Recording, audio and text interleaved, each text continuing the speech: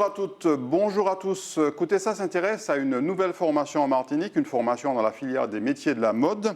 Bonjour Josette Sina. Bonjour Monsieur Koumouane. Alors, il y a 3 mois, vous étiez venu sur Zitata TV nous parler d'un projet de formation dans le domaine de la création de costumes. Et ce projet est en train de voir le jour. Exactement. En tout cas, merci déjà de me recevoir et de me permettre de parler de cette formation, de présenter cette formation et de faire en sorte que les jeunes puissent s'inscrire dans cette formation. Alors, il s'agit d'une formation complémentaire d'initiatives locales, couture à façon, rénovation, création de vêtements mode, art et costumes du spectacle. Donc, ces jeunes seront recrutés, ils doivent être titulaires soit d'un CAP dans les métiers de la mode, un bac pro également, ou des demandeurs d'emploi ou des salariés qui ont déjà une expérience professionnelle dans le domaine de la couture pour compléter leur formation et leur permettre d'améliorer leur employabilité. Alors, on va repréciser tout ça, notamment au niveau des critères de recrutement tout à l'heure, mais vous avez parlé de formation complémentaire d'initiative locale, FCIL. FCIL. Ça veut dire que c'est une formation qui naît en fait de l'observation de la demande du marché et qui est initiée par un établissement. Alors, cette formation a été initiée par l'établissement, le lycée du Maj-Jean-Joseph. Je suis enseignante et coordonnatrice de la filière des métiers de la mode au lycée du Maj-Jean-Joseph et fortement portée par l'équipe justement GITC et la référente culture de l'établissement. GITC, c'est Génie industriel, textile et cuir. D'accord. Et donc, vous avez soumis ce projet de formation notamment à l'académie et puis également, je crois, à la CTM. Tout à fait. Donc, en fait, l'établissement, effectivement, est à l'origine de cette demande, de ce projet d'ouverture de FCIL de façon à compléter la formation des jeunes. Et cette demande est transmise à l'académie et à la CTM pour validation. Donc là, la formation a été validée. Vous allez lancer effectivement l'appel pour le recrutement je crois que c'est 12 personnes qui vont pouvoir suivre cette formation. Ça signifie que vous avez effectivement identifié une véritable demande, un véritable besoin au niveau notamment des associations ou des entreprises qui travaillent dans le domaine du spectacle. Tout à fait. Donc alors 12 candidats de 16 à 29 ans. Parce que nous pouvons recruter jusqu'à 29 ans et même un peu au-delà, à condition qu'il y ait un projet professionnel construit. Bien sûr, on ne peut pas faire sans les professionnels puisque c'est une formation qui sera en alternance.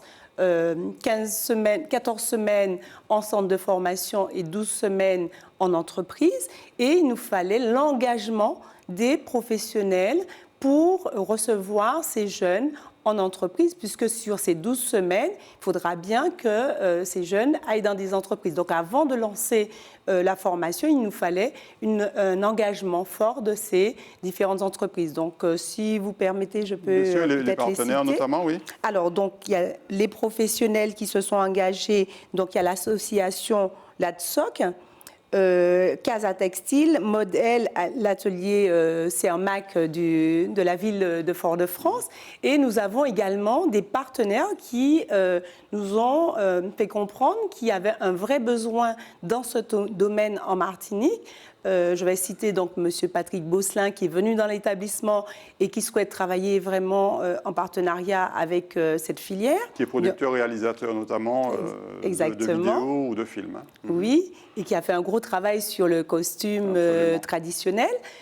Ensuite, nous avons l'atelier théâtre du lycée Schellcher, la ville bien sûr de Fort-de-France, le ballet tchèque créole et 2 associations, l'association Corps et l'association d'Ifénampaille qui ont besoin de costumes de carnaval. Donc vous voyez, en fait, ça touche aux vêtements, aux accessoires, à la mode, mais également aux costumes Ça peut être costume traditionnel, costume moderne, costume de spectacle vivant ou costume de carnaval. Donc les formations, en fait, cette formation va se passer en alternance, et avec notamment 210 heures d'enseignement professionnel théorique, et puis il y a effectivement cette pratique en entreprise qu'ils vont pouvoir réaliser également.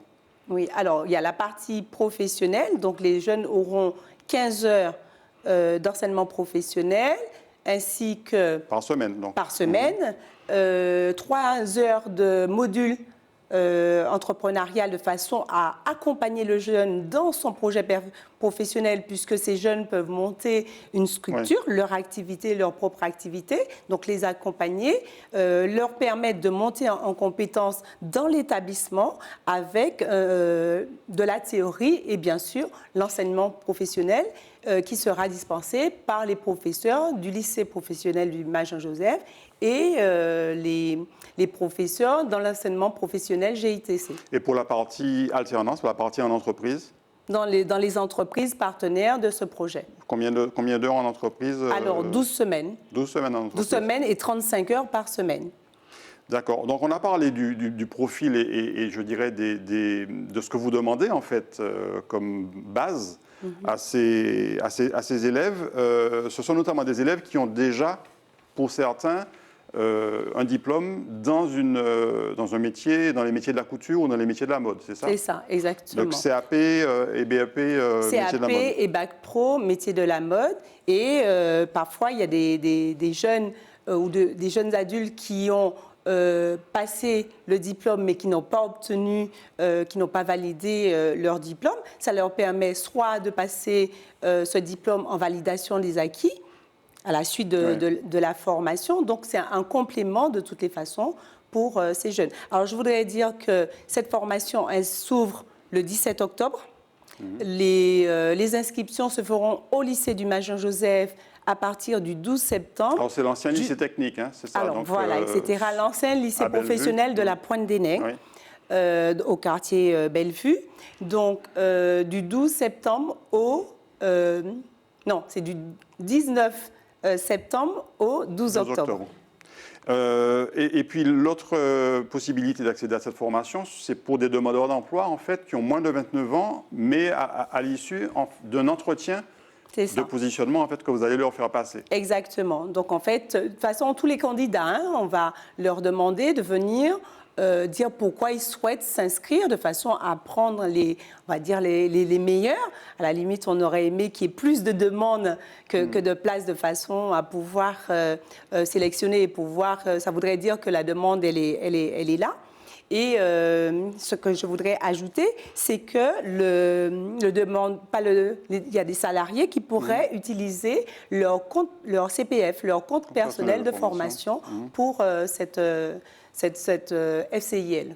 Alors, je vois que c'est une attestation de compétences qui est en fait délivrée, qui va certifier en fait la réussite aux évaluations. Donc, ce n'est pas tout à fait une formation diplômante.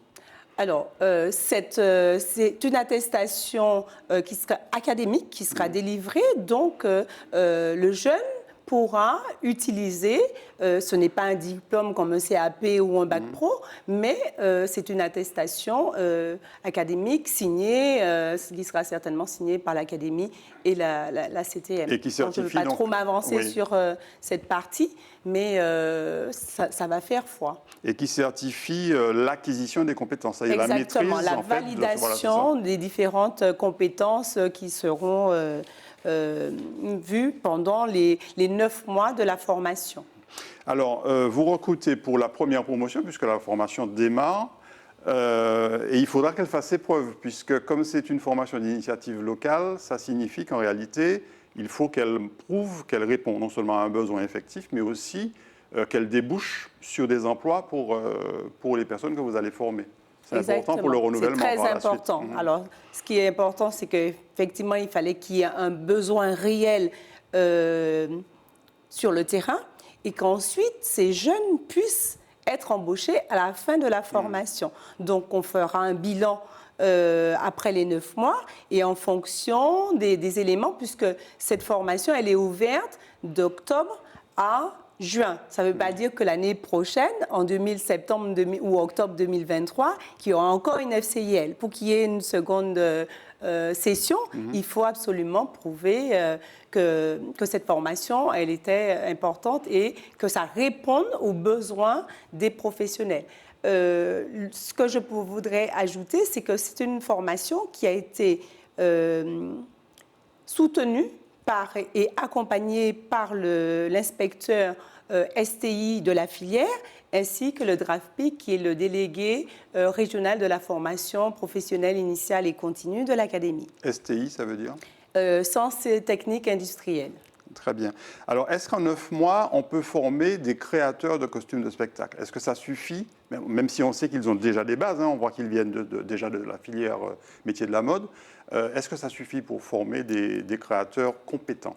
À mon avis, oui, puisque ces jeunes ont déjà un diplôme, ils ont 15 heures et je dirais même 18 heures en enseignement professionnel. Par semaine. Ils ont 12 semaines en entreprise, ça veut dire 3 fois 4 semaines. Donc, avec ce complément de formation, à mon avis, ils seront bien formés. Et l'idée aussi, c'est de faire des périodes de formation au milieu professionnel en Martinique, mais certainement, si c'est possible, de faire des périodes de formation dans la Caraïbe. Alors, donc, je le répète, vous êtes coordonnatrice de la filière métier de la mode au lycée du Major Joseph. Vous êtes aussi la référente pour les relations école-entreprise. Est-ce que, concernant cette filière métier de la mode, la réorganisation que vous avez entreprise, c'est un petit peu la première étape là, avec cette nouvelle formation? On a envie de dynamiser ou redynamiser une filière qui était très très forte, une filière phare de l'établissement du Major Joseph.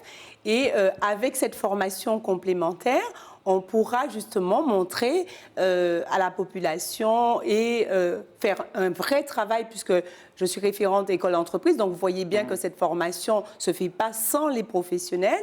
Donc c'est un vrai partenariat, une collaboration très étroite.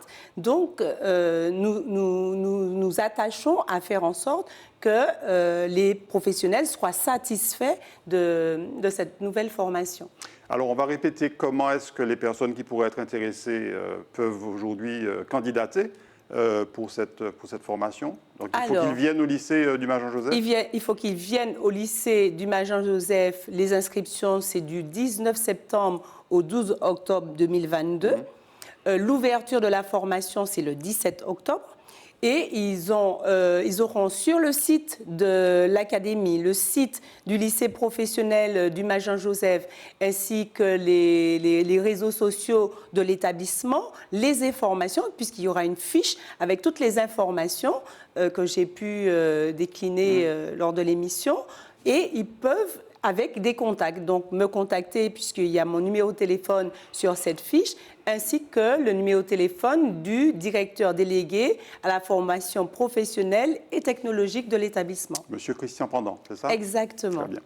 Merci beaucoup, Josette Sina, pour être venu nous parler donc, de cette nouvelle formation de création de costumes de spectacle. On espère que tout va bien se passer, que vous allez recevoir au moins les 12 candidatures dont vous avez besoin pour lancer cette formation. Et puis on espère surtout qu'elle sera reconduite l'année prochaine. Merci à vous de me permettre justement de faire cet appel à cette jeunesse qui a certainement besoin d'une formation sur le plan local dans le domaine des métiers de la mode. Merci beaucoup à vous de nous avoir suivis. On se retrouve très bientôt pour un nouveau Coup d'essai.